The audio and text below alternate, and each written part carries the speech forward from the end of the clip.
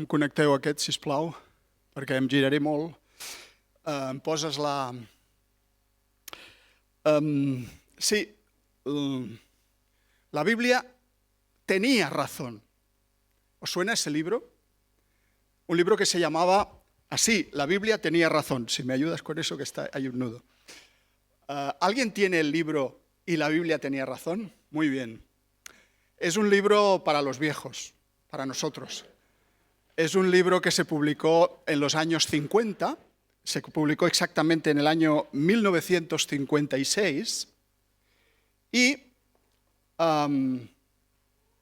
vaya, no está saliendo como yo lo puse, sale todo, pero bueno, es igual.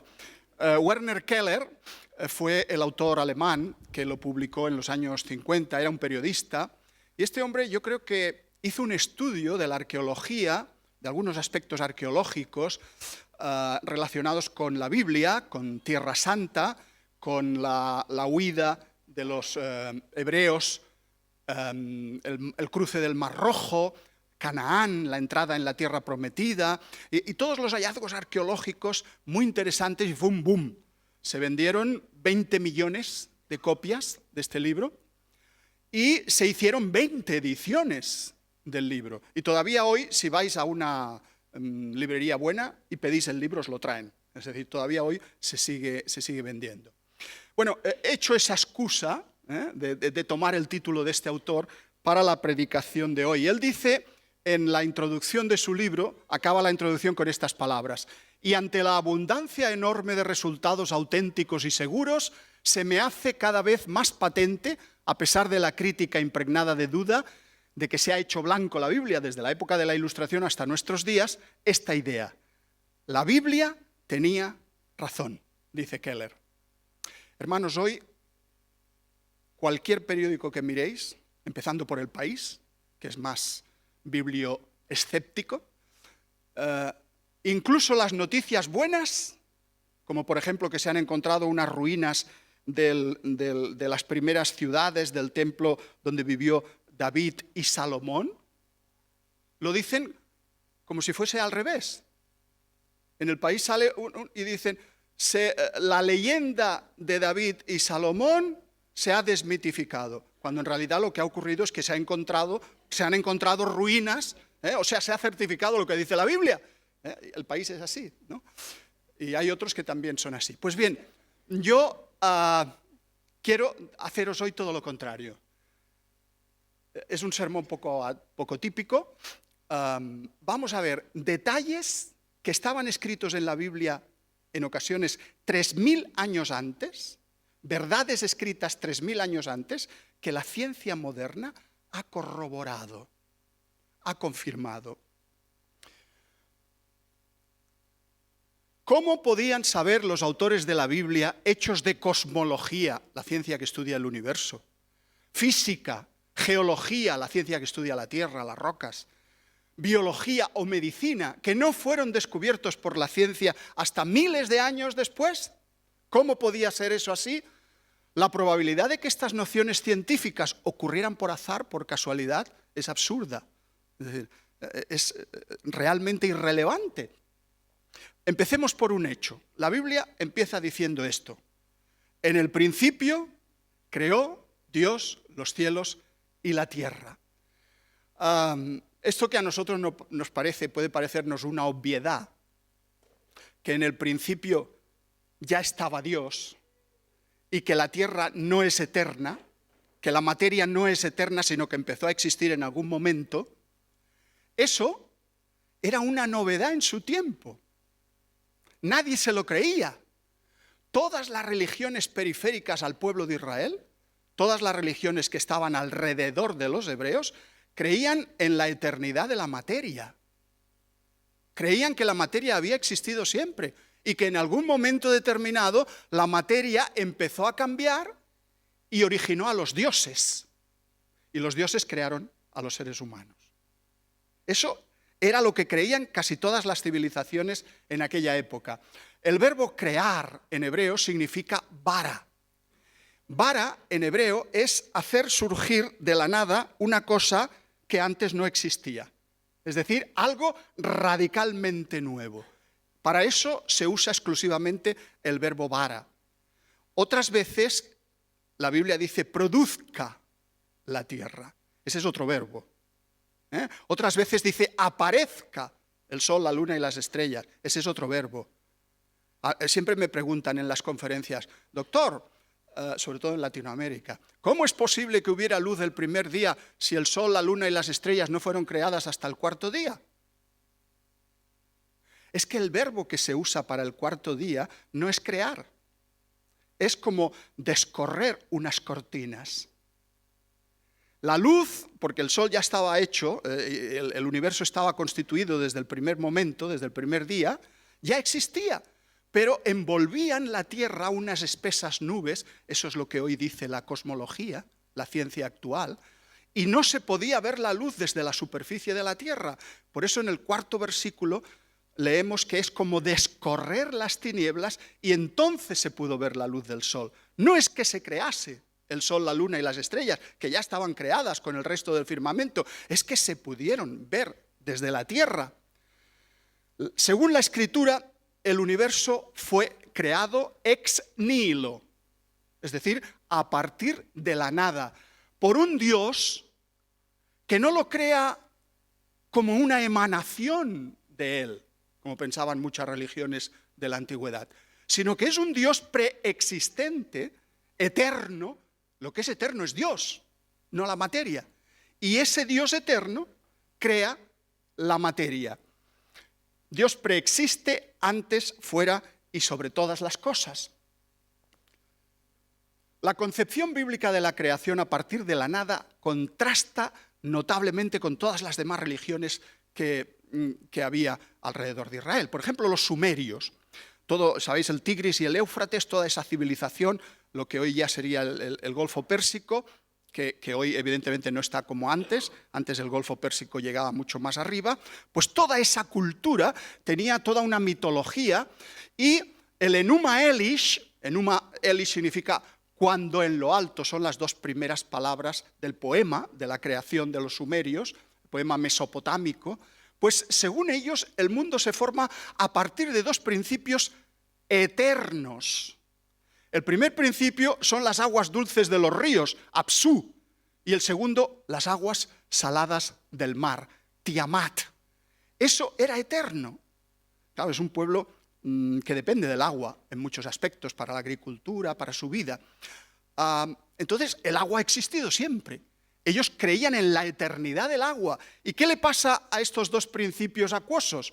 Pues que se van a aliar entre sí, se van a enamorar el uno del otro, y de la unión de estas dos aguas surgen los tres primeros dioses de los sumerios.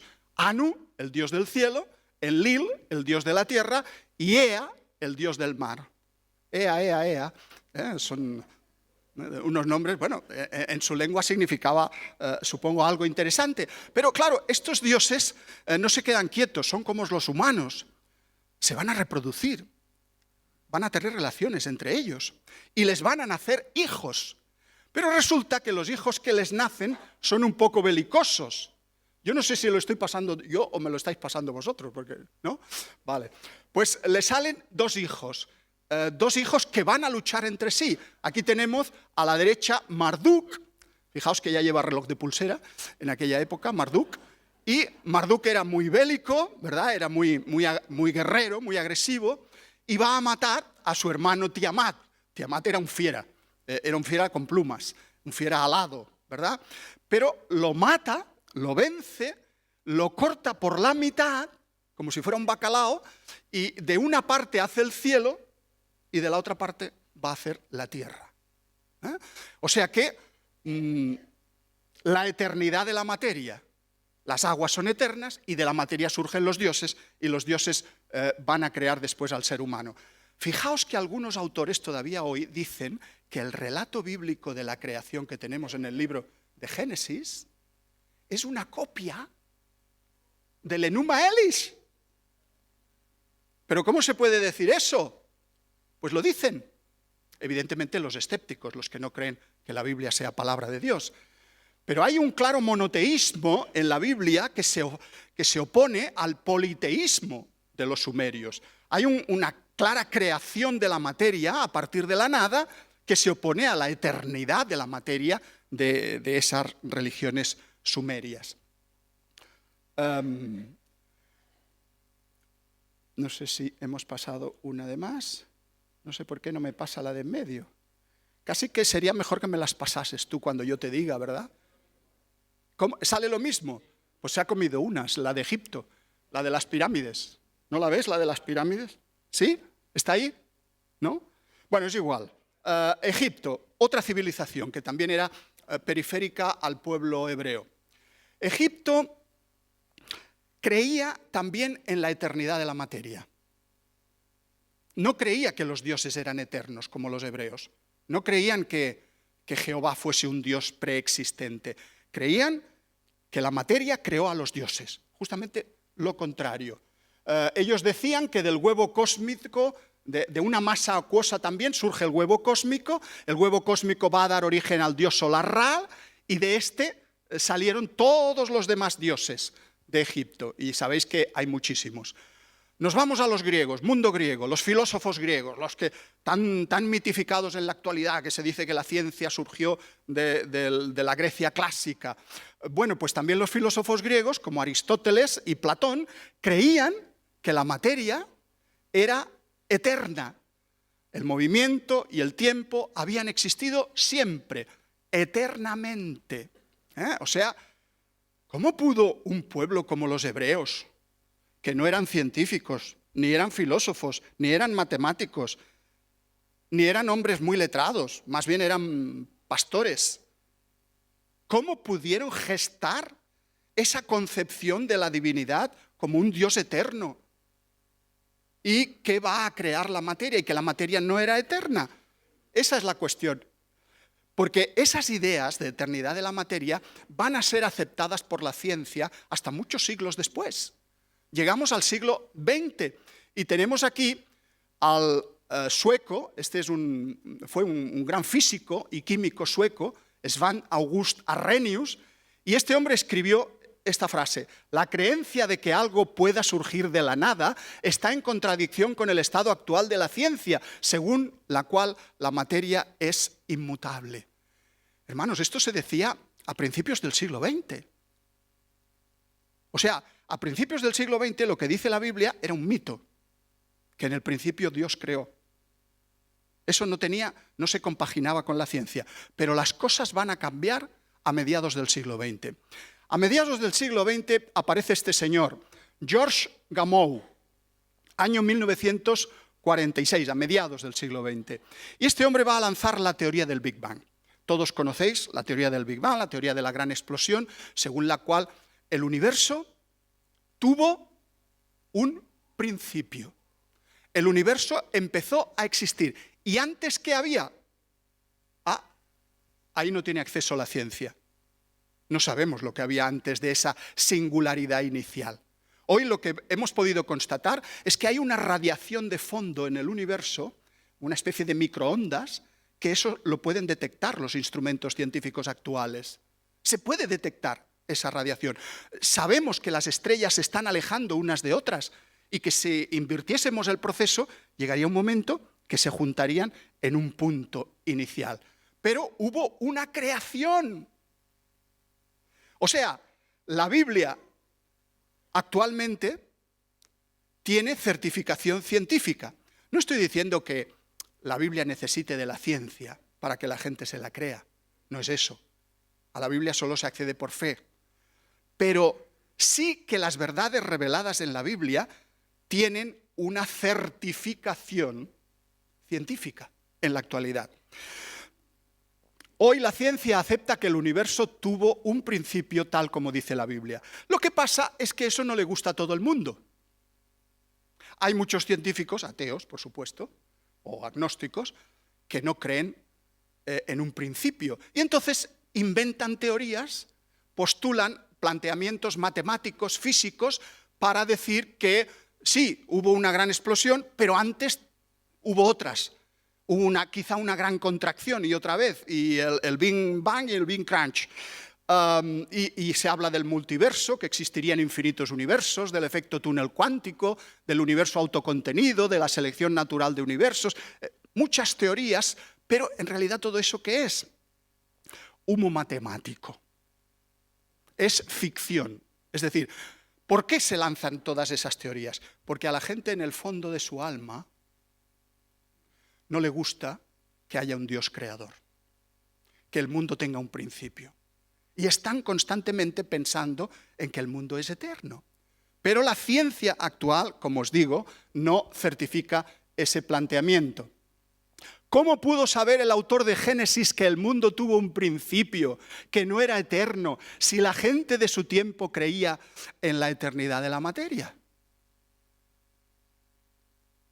Los eruditos, algunos, dicen que la Biblia es una copia de otras religiones. Pero la Biblia es singular.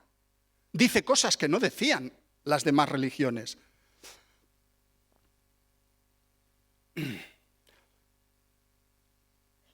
¿Por qué se me va para atrás otra vez?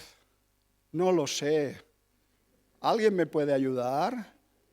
Aquí. La Tierra es esférica y está suspendida en el espacio.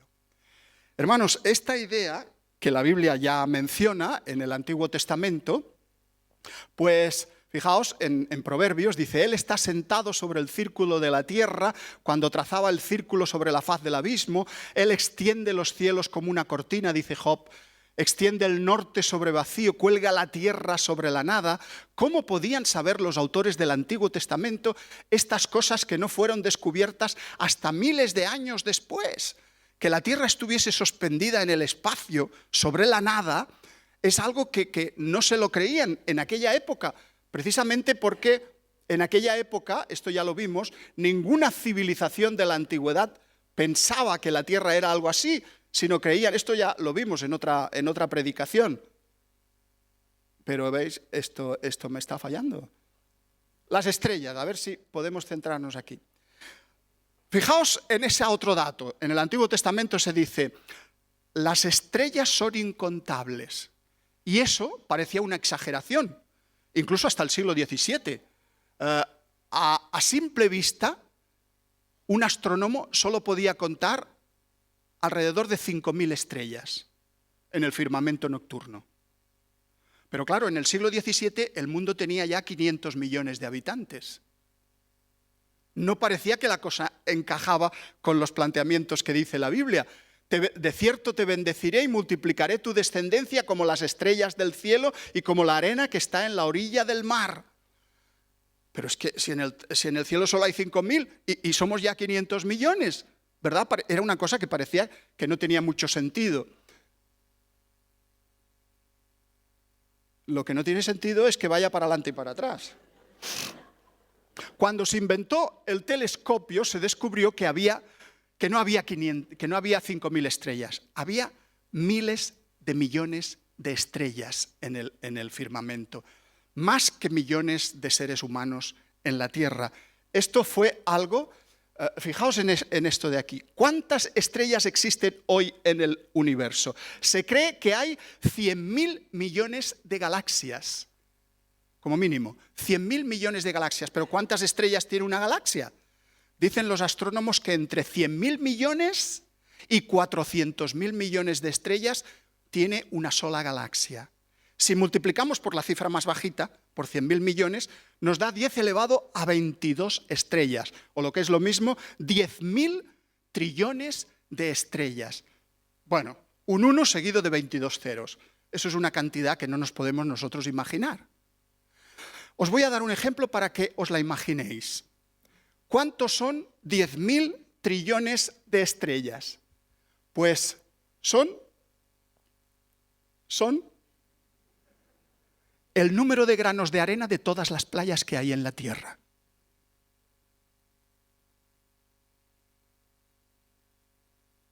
No solo de Blanes.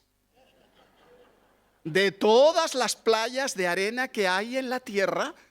Yo evidentemente no he contado los granos, pero los matemáticos pueden hacer los cálculos muy bien. De todas las playas de arena que hay en la Tierra, ese sería un número parecido al de estrellas del universo. Hermanos, nuestro Dios es muy grande. Porque dice la Biblia que conoce a todas las estrellas por su nombre. A veces tenemos un Dios muy chiquito. Seguro que si cada uno expresara cómo es Dios para él, cada uno tendría una imagen de Dios. Borrad esa imagen. Dios es mucho más grande que esa imagen. Dios no es un ángel bonachón. Dios no es un padre de barba blanca y que todo le da igual, que al final va a salvar a todo el mundo, el universalismo. Dios no es eso. Dios no es una procesión de Semana Santa. Dios es lo mejor que hay en nosotros, elevado a la infinita potencia. ¿Sabéis lo que es el amor? Todos sabemos lo que es el amor. Imagínate ese amor elevado al infinito, eso es Dios. ¿Sabéis lo que es perdonar? Pues imagínate perdonar elevado al infinito, eso es Dios. Dios es mucho más grande que lo que nosotros nunca jamás hubiéramos podido llegar a imaginar. Como no puede ser contado el ejército del cielo ni la arena del mar se puede medir, así multiplicaré la descendencia de David, mi siervo, dice Jehová en el Antiguo Testamento. Ahora bien, fijaos qué distancia hay entre 2 granos de arena de la playa. La estrella del universo más próxima a nosotros, más próxima al Sol, a nuestro Sol, es Próxima Centauri. Próxima Centauri, como veis aquí, está a 4,2 años luz de la Tierra. ¿Qué es un año luz? Pues un año luz es un año viajando a la velocidad de la luz. ¿Y cuál es la velocidad de la luz? Exacto, 300.000 kilómetros por segundo. En un segundo la luz viaja 300.000 kilómetros. ¿Os imagináis volando a esa velocidad un año? ¿Hasta dónde llegaríamos? Eso es un año luz. Pero resulta que la estrella, el Sol más cercano a nosotros, está a 4,2 años luz, 42 billones de kilómetros de la Tierra. Y esto también es una cifra que se nos escapa. Fijaos en este ejemplo, que como esto sale todo a la vez, pues ya me ha quitado toda la gracia. El ejemplo es el siguiente. Un campo de fútbol, el campo del Barça. Tomamos un garbancito o un guisante, eso va a ser el Sol, y lo ponemos en el centro del campo, donde empieza el partido. Y tomamos a 1 metro de distancia de ese Sol, ponemos la Tierra. La Tierra, mucho más pequeña que el garbanzo, aproximadamente el diámetro de un cabello. Uno de nuestros cabellos, lo que mide de diámetro, esa sería la Tierra, a 1 metro de distancia del Sol. ¿A qué distancia estaría Próxima Centauri? ¿A qué distancia estaría la estrella más cercana al Sol? A ver, decir, ¿en la línea de tiro? ¿En la portería? ¿Quizá en las gradas? ¿Dónde creéis que estaría? Arriesgaos. ¿Dónde estaría situada la próxima estrella? Estaría en Zaragoza, a 270 kilómetros. ¿Os imagináis eso? Desde el centro del campo del Barça, la estrella más cercana, más próxima al Sol, está en Zaragoza. Bueno, Zaragoza son 310 kilómetros en realidad, no son 270, ¿no? Pero, bueno, más o menos. No vamos a viajar a las estrellas, hermanos.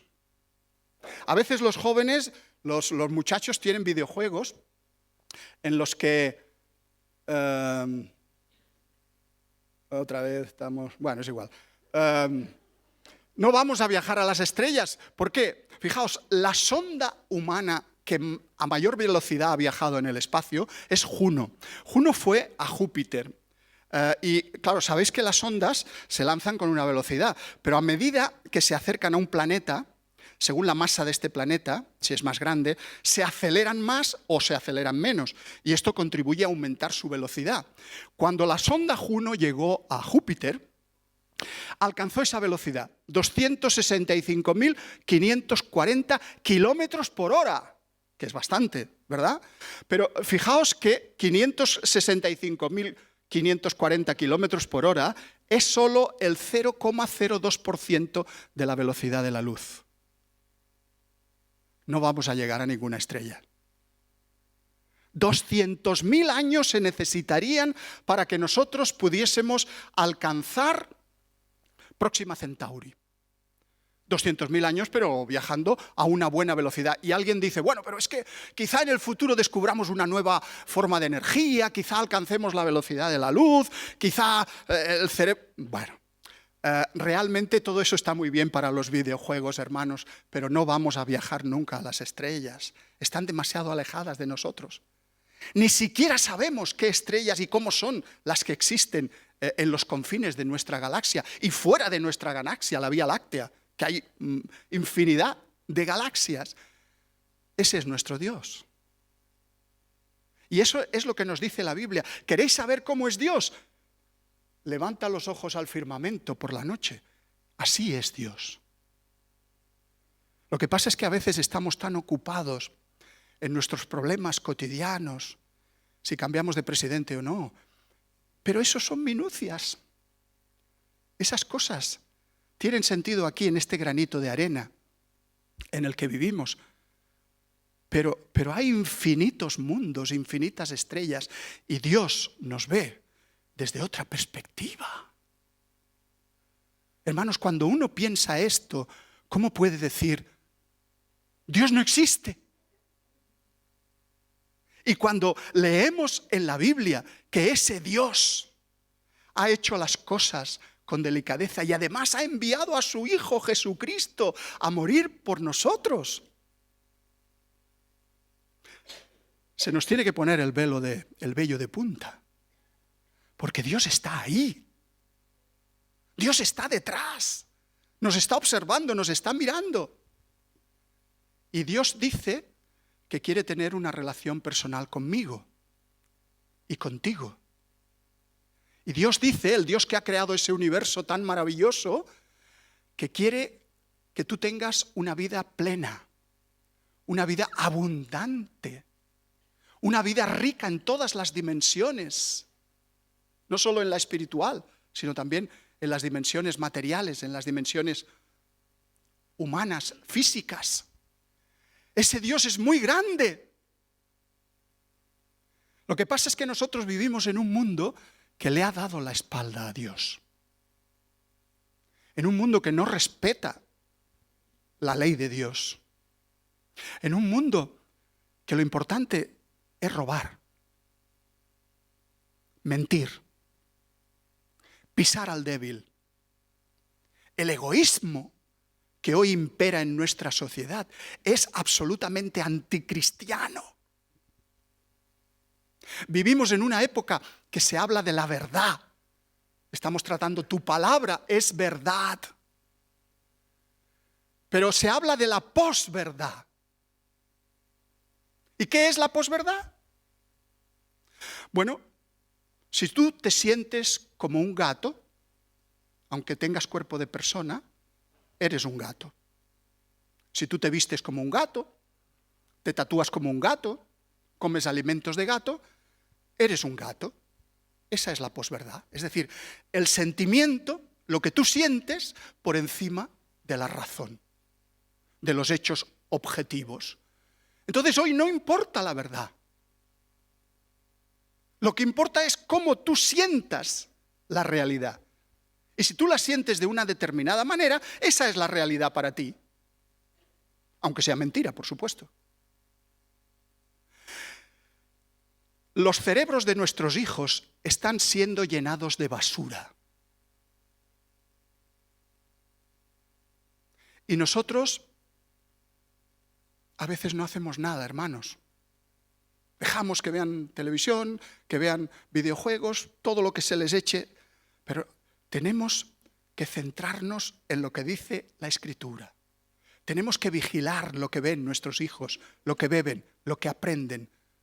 Porque llega un momento en la vida de los adolescentes que ya es demasiado tarde. Que ya han tomado su decisión personal, han hecho sus elecciones y han decidido que Dios no existe. O que si existe es irrelevante para ellos. Dicen que nuestra sociedad es laica, es secular, pero es mentira. Nuestra sociedad es laicista, predica el laicismo. Lo que pasa es que de manera muy sutil, muy velada. El día 1 de febrero del año 2003, el que era presidente de los Estados Unidos, George Bush, que aquí en España lo queremos mucho, salió por televisión un sábado, era sábado a las 9 de la mañana. ¿Qué hace el presidente saliendo en sábado a las 9 de la mañana? Y resulta que lo primero que dice es: queridos conciudadanos, os voy a leer la Biblia. Y empieza a leer el libro de Isaías, capítulo 40, versículo 25. ¿A qué, pues, me haréis semejante o me compararéis? ¿A qué viene eso? Empieza a hablar de Dios. Y dice que Dios sabe todos nuestros nombres, igual que Dios sabe los nombres de las estrellas.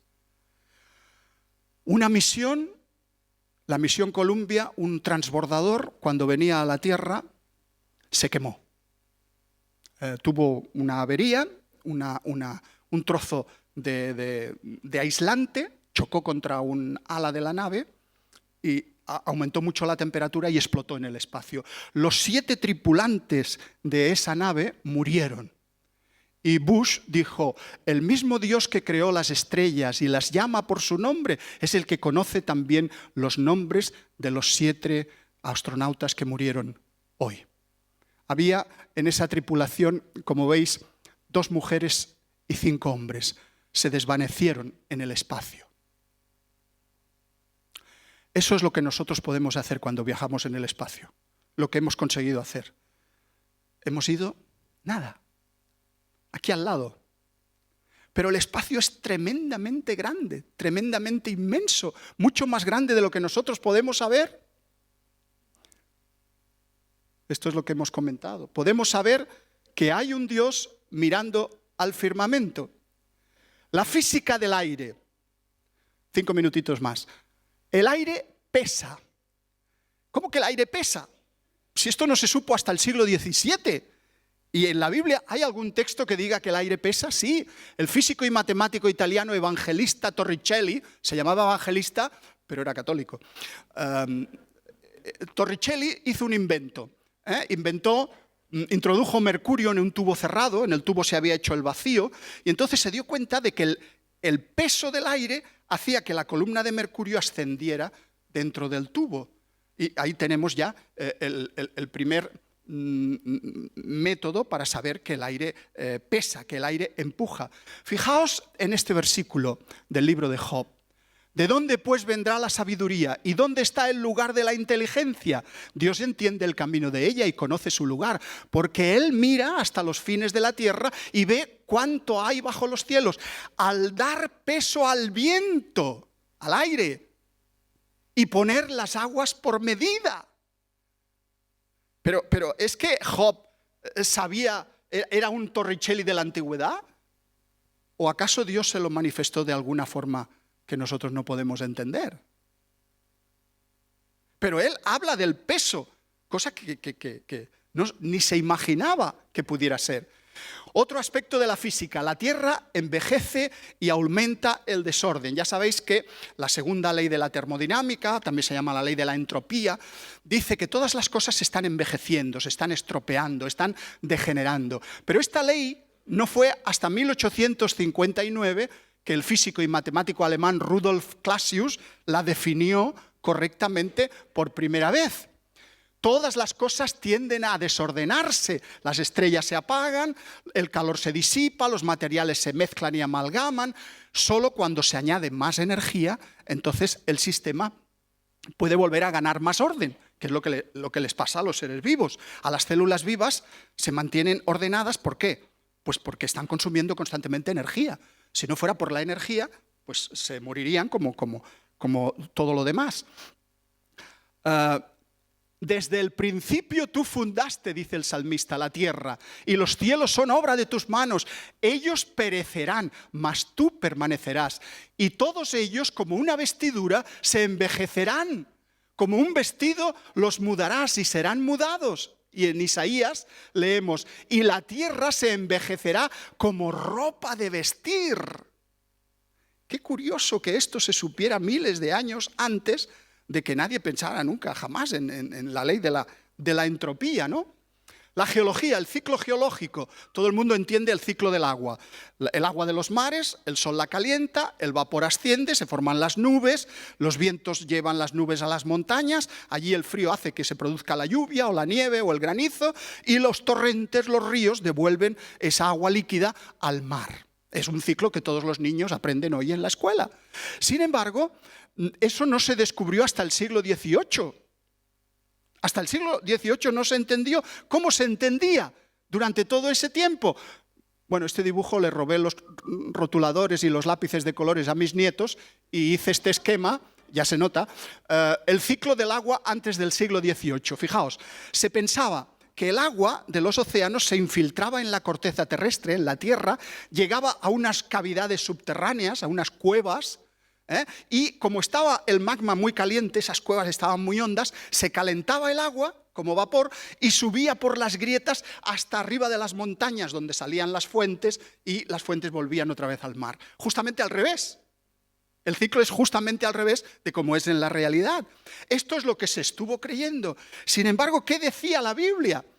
Esto, bueno, no fue hasta 1674 que Pierre Perrault, en su libro de l'origine de la fontaine, sobre el origen de las fuentes, pues formalizó el ciclo del agua tal como se entiende hoy. Pero fijaos en Eclesiastés, los ríos todos van al mar y el mar no se llena. Al lugar de donde los ríos vinieron, allí vuelven para correr de nuevo. Y Job dice, Él atrae las gotas de las aguas al transformarse el vapor en lluvia, la cual destilan las nubes goteando en abundancia sobre los hombres. Esto ya estaba dicho, el ciclo del agua, tal como se acepta hoy, ya estaba en la Biblia muchos años antes.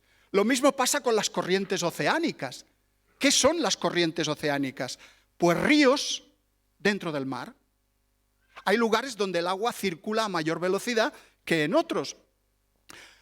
Fue Matthew Fontaine Maury el que, fijándose en algunos textos bíblicos, dedujo la existencia de las corrientes marinas y esto mejoró notablemente la navegación en el mundo. Fijaos que en aquella época, para ir de Nueva York a California en barco, se tardaban 180 días.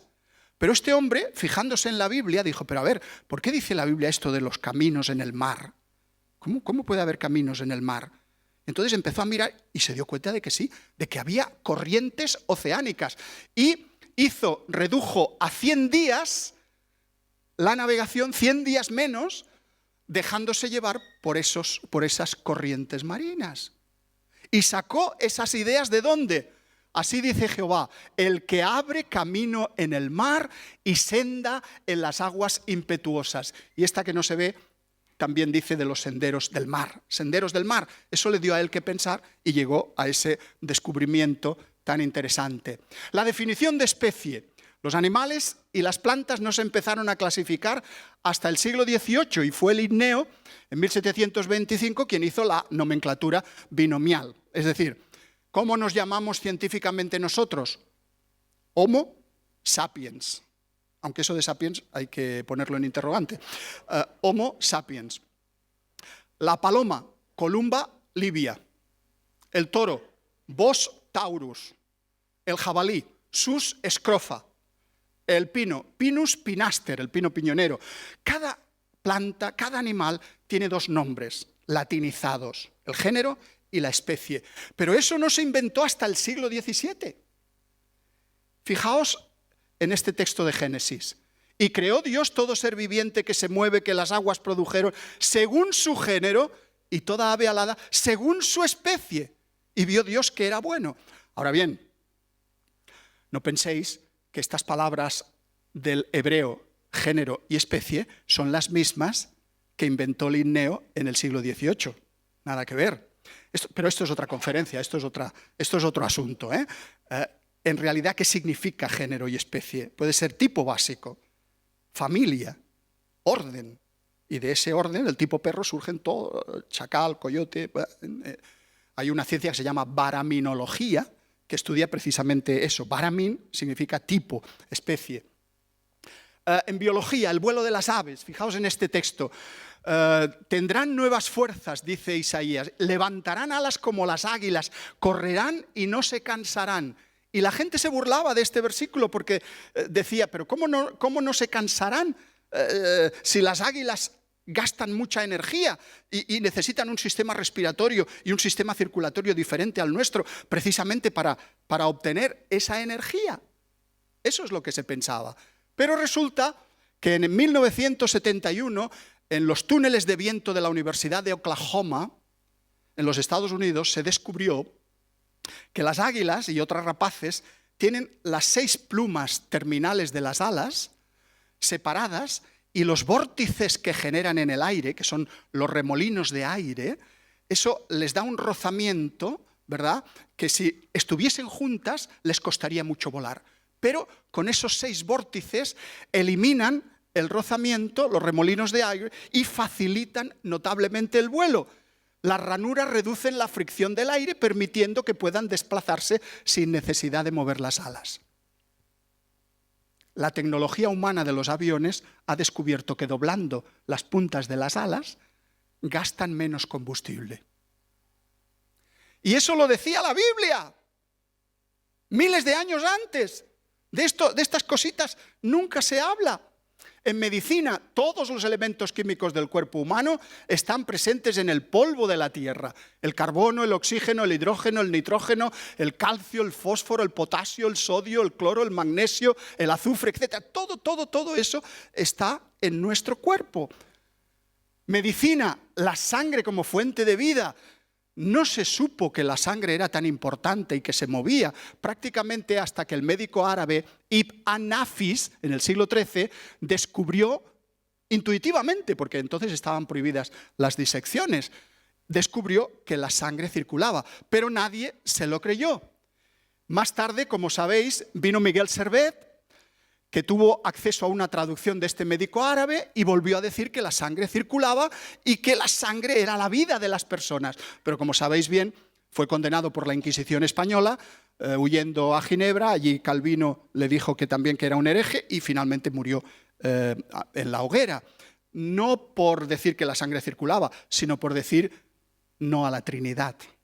Fue por cuestiones teológicas. Él no creía en la Trinidad, creía que Dios era único. Y por eso te mataban en aquella época.